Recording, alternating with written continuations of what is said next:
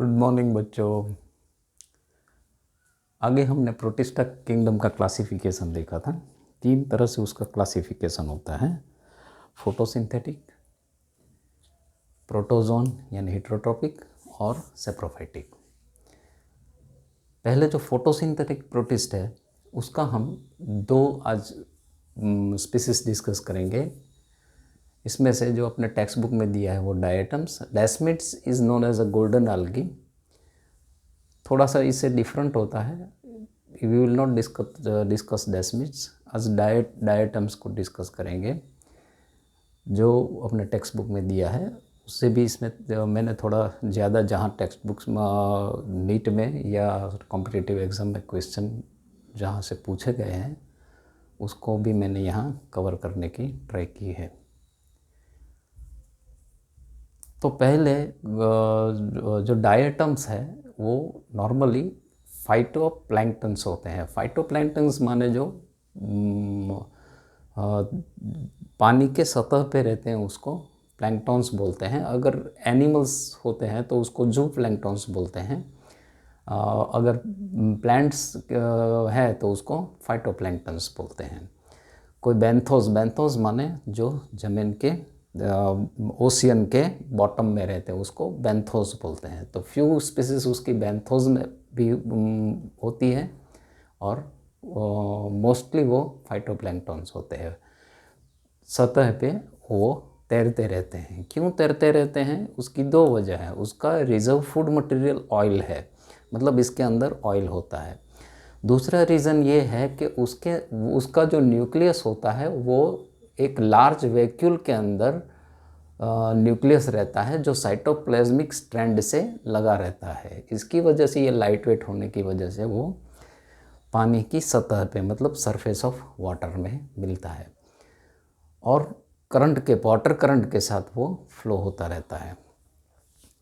Diatoms 2 तरह के पाए जाते हैं, that is centric and pinnate. तो 2 तरह के होते हैं। जो सेंट्रिक होते हैं वो नॉर्मली राउंड होते हैं, बॉल शेप्ड होते हैं। उसको हम राउंड शेप को हम इसको हम बायलेटरल सिमेट्रिकल बोलते हैं, उसको हम रेडियल सिमेट्रिकल बोलते हैं। रेडियल सिमेट्री मतलब कोई भी प्लेन को सेंटर में से पास करो आपको 2 इक्वल हाफ में मिलेंगे, उसको हम रेडियल सिमेट्री बोलते हैं। बायलेटरल सिमेट्री मतलब ओनली 1 प्लेन एग्जिस्ट कि उसके सेंटर में से प्लेन पास करने से आपको 2 इक्वल हाफ में मिलेंगे। तो ये आइसोबायलेटरल सिमेट्रिकल है और सेंट्रिक है वो रेडियली सिमेट्रिकल है। वो फोटोसिंथेटिक है, बहुत छोटे होते हैं, माइक्रोस्कोपिक होते हैं। दूसरी इसकी खासियत यह है कि इसका सेल वॉल है वो सिलिका से डिपॉजिटेड होता है। सिलिका के डिपॉजिट होने की वजह से ये सिलिका है वो हाई एब्रेसिव होता है और वो पॉलिशिंग में और फिल्ट्रेशन में यूज़ होता है। तो जहाँ पे ये डायटम्स का जो लेयर होता है वो एक पे दूसरे ऐसे पूरी अर्थ बन जाती है, उसको हम डायएटोमेसियस अर्थ बोलते हैं। और डायएटोमेसियस अर्थ का हम पॉलिशिंग में, फिल्ट्रेशन में वगैरह में यूज़ करते हैं। सेल स्ट्रक्चर हमारे पास 2 तरह के सेल स्ट्रक्चर होते हैं, एन और 2n, मतलब single stranded and double stranded. तो ये 2n स्ट्रक्चर है, मतलब इसमें एक क्रोमोसोम की 2 कॉपी आपको मिलेगी। 2n उसका क्रोमोसोमल स्ट्रक्चर है। उसमें फ्लैजेला नहीं होता है और उसमें लिपिड मॉलिक्यूल भी रहते हैं।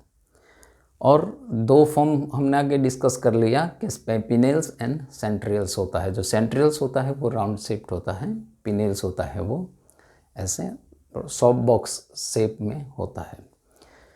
और it is also known as a chief producer of the ocean.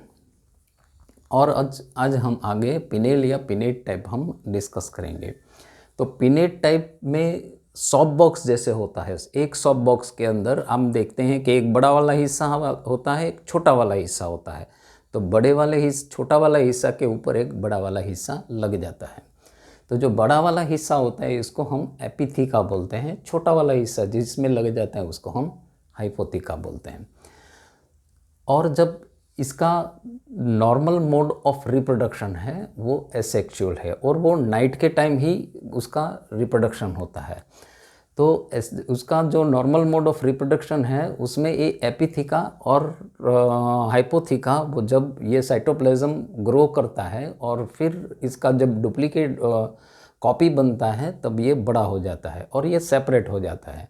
Cytokinesis में वो सेपरेट हो जाता है। और ये जो बड़ा वाला हिस्सा है, मतलब जो एपिथिका है, उसके पास साइटोप्लाज्म और न्यूक्लियस आ जाता है, और छोटा वाला हिस्सा है जिसको हम एपिथिका बोलते हैं, उसके पास भी एक साइटोप्लाज्म और न्यूक्लियस आ जाता है। फिर ये दूसरा सीक्रेट करता है, वो दोनों ही छोटा वाला हिस्सा ही हमेशा सीक्रेट करते हैं। मतलब जो इसका बाइनरी फिशन हुआ उसके बाद में सिर्फ आपको छोटा वाला हिस्सा ही उसका सीक्रेट करेंगे।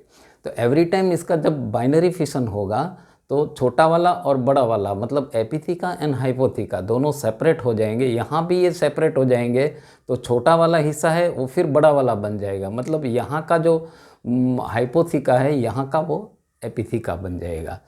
तो हम देखेंगे कि ये एक स्ट्रैंड में छोटा छोटा छोटा एकदम से छोटा हो जाएगा। तो ये बहुत छोटा हो जाएगा तो it is not able to balance it cytoplasmic to nucleus ratio. तो यहाँ पे उसको करेक्शन करना होता है। तो उसका सेक्सुअल मोड ऑफ रिप्रोडक्शन होता है। सेक्सुअल मोड ऑफ रिप्रोडक्शन में पिनेट टाइप है वो कॉन्जुगेशन से सेक्सुअल रिप्रोडक्शन होता है, और सेंट्रिक टाइप है उसमें गैमेट फॉर्मेशन से होता है। और दूसरा चीज़, ये जो कॉन्जुगेशन होता है इसमें ये दो जो डायटम्स है वो नज़दीक में आ जाते हैं, उसके नज़दीक में वो म्यूसिलेज आ जाता है। फिर ये जो दोनों वॉल है वो डिज़ोल्व हो जाती है और ये दोनों फ्यूज़ हो जाते हैं। फ्यूज हो जाने के बाद मियोसिस के द्वारा ये ऑक्सोस्पोर बनाते हैं।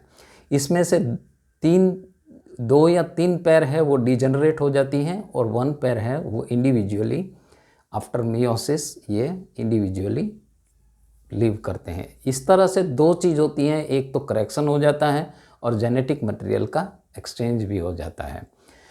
एक वर्ड में आपको यहाँ समझा दूँ क्योंकि बार बार आता रहेगा, तो माइटोसिस और मियोसिस। तो माइटोसिस और मियोसिस क्या है?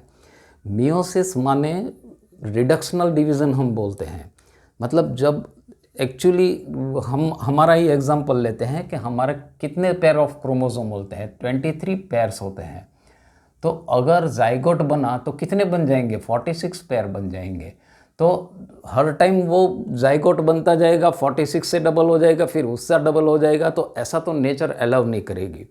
तो क्या होता है कि ये जो क्रोमोसोम्स है 23 पेयर्स है, इसमें से जब मियोसिस होता है तब 23 पेयर 23 और 23 ऐसे एक पेयर में से 23 अलग हो जाता है। तो 2 सेल बन जाते हैं जिसके पास n मतलब 23 है, तो उसको हम मियोसिस बोलते हैं। इसको रिडक्शनल डिवीज़न भी बोलते हैं। ये कहाँ पे होता है? नॉर्मली ये हमारे जो जर्माइनल सेल है उसमें होता है। गैमेट फॉर्मेशन के लिए ऑलवेज मियोसिस होता है। और अगर ये जाइगोटिक मियोसिस है, मतलब 2n और 2n यहाँ इकट्ठे हो गए हैं, तो फिर उसका जेनेटिक मेकअप 4n हो जाएगा। This is also not allowed. तो उसको जेनेटिक मेकअप में अगेन 2n बनाने के लिए यहाँ पे मियोसिस होना ज़रूरी है, इसीलिए यहाँ पे मियोसिस होता है। और नॉर्मली हमारे ग्रोथ के लिए जो हमारे बोन्स के सेल है, स्किन के सेल है, मसल के सेल है, तो उसका ऑलवेज दूसरा सेल बनना है तो उसका कॉपी ही बनना है, 2n ही बनना है। तो यहाँ पे वो माइटोसिस बोलते हैं। इसको इक्वेशनल डिवीज़न बोलते हैं।